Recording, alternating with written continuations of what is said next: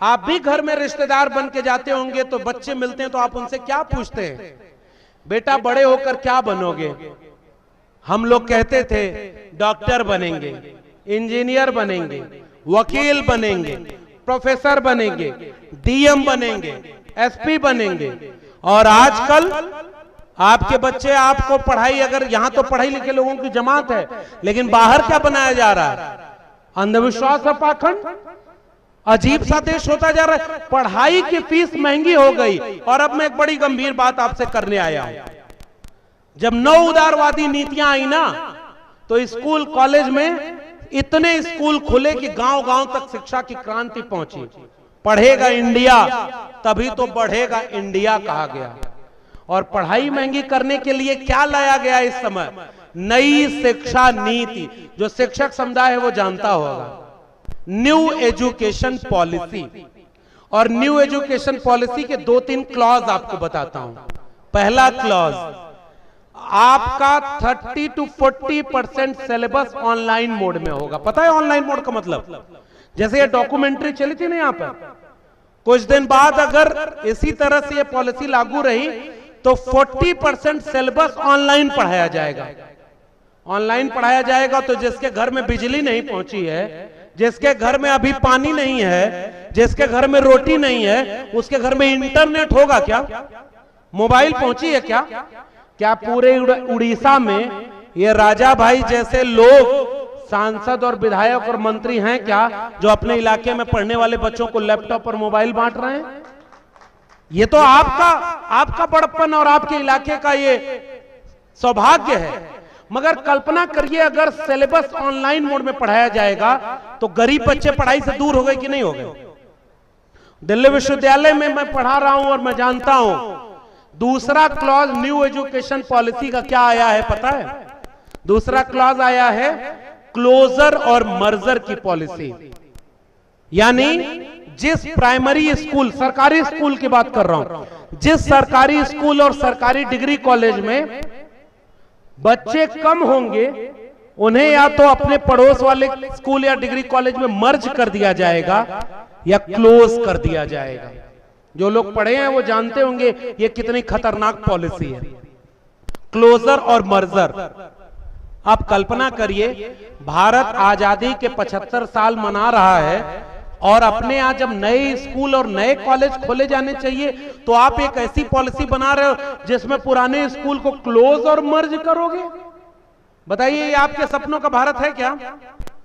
अगर भारत आगे बढ़ रहा है, जैसे लैपटॉप आप बांट रहे हैं तो लैपटॉप बांटने की तादाद बढ़ रही है, तब ना हम कह रहे हैं कि हाँ ये नेता अच्छा काम कर रहा है। मान लीजिए लैपटॉप बांटने की तादाद घटती तो इलाके में चर्चा होती, लगता है राजा भाई भी बाकी नेताओं की तरह ही हो गए हैं, अब पैसा बचा रहे हैं, अब लैपटॉप मोबाइल कम कर दिए हैं। होता कि नहीं होता?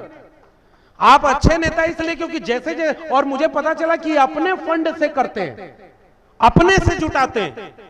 भाई नेता तो इस देश में बहुत हैं, मंत्री और विधायक भी बहुत हैं।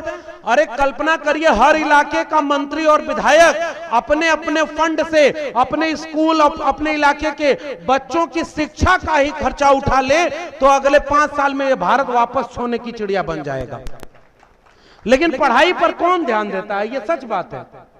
और पता है क्लोजर और मर्जर की पॉलिसी, आप अपने इलाके में निकल के देखिए सरकारी स्कूलों की हालत क्या है। अब एक बात समझिएगा, पिछले दिनों किसानों का आंदोलन हुआ, पता है आपको? किसानों की जमीन बेची गई। उन्होंने आंदोलन कर दिया कि भाई प्रधानमंत्री जी हमारी जमीन मत बेचो, हमें गुजारा उसी से होता है। और ये पॉलिसी कब आई थी पता है? जब कोविड आया था। किसानों के कानून कब बने थे? जब कोविड आया था, बिना किसी चर्चा के पास कर दिया गया। वैसे ही मजदूरों के ऊपर पॉलिसी बनी और तीसरी पॉलिसी थी एजुकेशन पॉलिसी। बिना डिबेट के एजुकेशन पॉलिसी पास हो गई और इंप्लीमेंट कर दी गई। स्कूलों के टीचर लोग जानते होंगे अब नए नए फॉर्मेट में उनको भी ट्रेनिंग लेना पड़ रहा है क्योंकि न्यू एजुकेशन पॉलिसी आ गई है। पूछिएगा ये डिबेट हुई थी क्या पार्लियामेंट में? और अगर कोई भी पॉलिसी चेंज होती है तो उसकी डिबेट पार्लियामेंट में होती है। आपने बिना डिबेट के पूरे एजुकेशन पॉलिसी चेंज कर दी। और उस एजुकेशन पॉलिसी में कह रहे हैं क्लोज करेंगे या मर्ज करेंगे।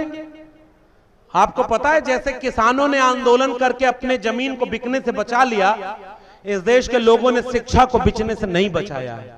बताऊं कैसे? हमारे यहां फीस अब महंगी की जा रही है। दिल्ली विश्वविद्यालय का हूं, और दिल्ली विश्वविद्यालय सरकारी विश्वविद्यालय, प्राइवेट आपके इलाके में एक सरकारी स्कूल है और एक प्राइवेट स्कूल है। सरकारी स्कूल के मास्टर की वैकेंसी नहीं आ रही है। आपके यहां भी है कि नहीं है? बताइए हाँ या नहीं। आपके यहां जितने टीचर होने चाहिए सरकारी, उतने हैं क्या? जोर से बोलिए, हैं क्या? नहीं है, देश में कहीं नहीं। क्या सरकारी टीचरों को सैलरी जितनी चाहिए उतनी मिल रही है क्या? क्या वहां बच्चों को जो फैसिलिटी होनी चाहिए सरकारी स्कूल में मिल रही है क्या? और पैरेलल एक प्राइवेट स्कूल खोल दिया गया, पूरे देश में खुला है। प्राइवेट स्कूल में कम सैलरी पर ज्यादा टीचर हैं कि नहीं? महंगी फीस पर ज्यादा बच्चे हैं कि नहीं? और जिसके जेब में पैसा है उसका बच्चा सरकारी स्कूल में जाता है कि प्राइवेट स्कूल में जाता है? जिसके जेब में पैसा नहीं है उसका बच्चा कहां जा रहा है? सरकारी स्कूल में। भारत बंट गया कि एक है, सरकारी स्कूल से निकला बच्चा और प्राइवेट स्कूल से निकला बच्चा, दोनों एक ही कंपटीशन देंगे तो पास होने की प्रोबेबिलिटी किसकी ज्यादा है? जिसको अच्छी एजुकेशन मिले। तो जिसके घर में पहले भी कोई पढ़ाई नहीं किया था और सरकारें अब सरकारी शिक्षा खत्म कर दी है, शिक्षा महंगी कर दी है, तो उसके यहां तो अब फिर से कोई पढ़ाई नहीं कर पाएगा। क्या इसकी चिंता आपको है कि नहीं? और यह सब इसलिए है क्योंकि भारत का संविधान ही खतरे में है। अगर नारा हमारा कामयाब हो गया कि पढ़ेगा इंडिया तो बढ़ेगा इंडिया। अच्छा, पता नहीं ये मंच कैसा, मैं एक चुटकुला सुनाना चाहता हूं, आप लोग कितना समझ पाएंगे मुझे नहीं पता। मैं अंधविश्वास और पाखंड का विरोधी आदमी हूं और आप लोग पता अपना तय करिए, मैं और कुछ कहूंगा नहीं। मैं पाखंड को नहीं मानता। हमारे यहां एक कथा चलती है कि जो व्यक्ति मर गया, गुजर गया, उसकी आत्मा होती है, आत्मा कहीं ऊपर होती है, उसको मुक्ति देने के लिए हवन पूजा पाठ होता है। आपके यहां पता नहीं होता है कि नहीं, मुझे नहीं पता। हमारे यहां क्या होता है, उसके नाम पर बहुत कुछ लूट लिया जाता है। एक व्यक्ति आता है और कहता है कि आप कौन? तो कहता है कि मैं उसका आत्मा, मैं उस धरती पर भगवान का अवतार हूं। अब वो कौन है मुझे नहीं पता, लेकिन वो कहता है कि आत्मा ऊपर है। और इस देश में होता रहा है, आज भी गांव में जाकर देखिए अंधविश्वास और पाखंड क्या है। नींबू काट करके भूत भगाया जाता है कि नहीं? स्कूल होता तो भूत होता क्या? लेकिन आप सोचिए कि ऐसा क्यों हो गया।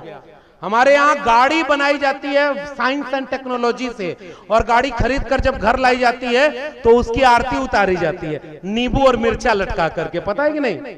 आपके यहाँ भी नींबू और मिर्चा लटकाया जाता है? अरे भाई, जो साइंस से पैदा हुआ है उसको आप नींबू और मिर्चा लटका के क्या करोगे? मैं एक गाड़ी खरीदा तो वहां भी एक व्यक्ति आरती की थाली लेकर आ गया, तो हमने कहा जी बताइए, तो कहा इसका पूजा करवा लीजिए। हमने कहा उससे क्या होगा?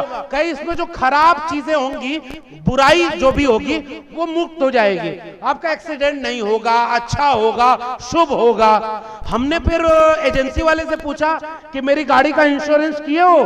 तो वो बोला हाँ। हमने कहा कितना का? कहा 25,000 रुपए में 3 साल का।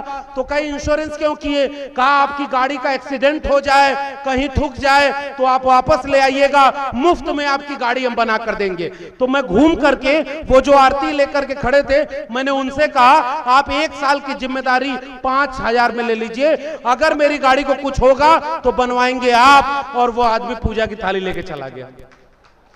अब मुझे नहीं पता इसको अब कैसे आप लेंगे। मैं ये मानता हूं कि गाड़ी किससे बनी? साइंस एंड टेक्नोलॉजी से। चांद पर आज भारत का पहला यान, दुनिया में साउथ पोल पर चांद के आज तक कोई देश का यंत्र नहीं उतरा है। भारत पहला देश बना है जिसने चांद पर अपना रोबोट कामयाबी से उतार लिया। यह साइंस से, टेक्नोलॉजी से पैदा हुआ है कि नहीं?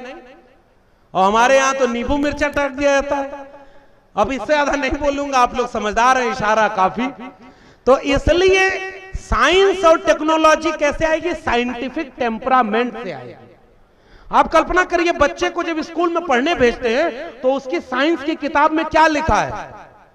उसके साइंस की किताब में क्या लिखा है कि धरती सूरज से इतनी दूर पर है, धरती और चांद ऐसे घूमते हैं, विज्ञान है, पानी H2O से बनता है और घर में लौटता है। तो आप उसको क्या सिखाते हैं? धर्म।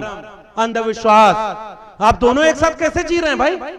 अच्छा, सबसे ज्यादा देवी देवता भारत में, और आज भी शिक्षा पर सबसे कम खर्च करने वाला देश भारत।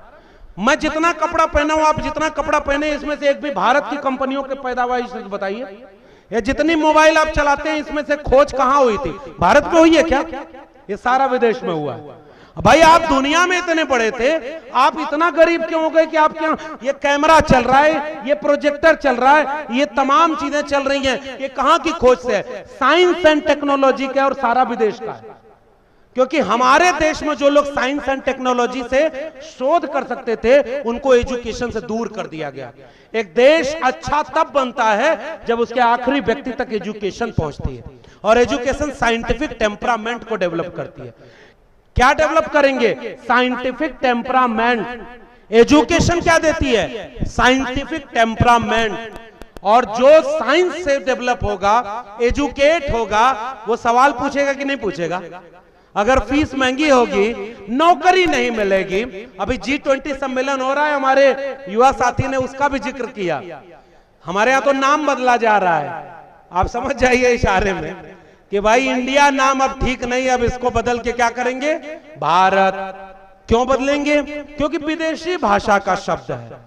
और उसी G20 बैठक में पीछे क्या लिखा हुआ है? वसुधैव कुटुंबकम, यानी पूरी धरती ही एक परिवार है। जब धरती एक परिवार है तो देसी कौन विदेशी कौन? आप समझ गए कि नहीं समझ गए?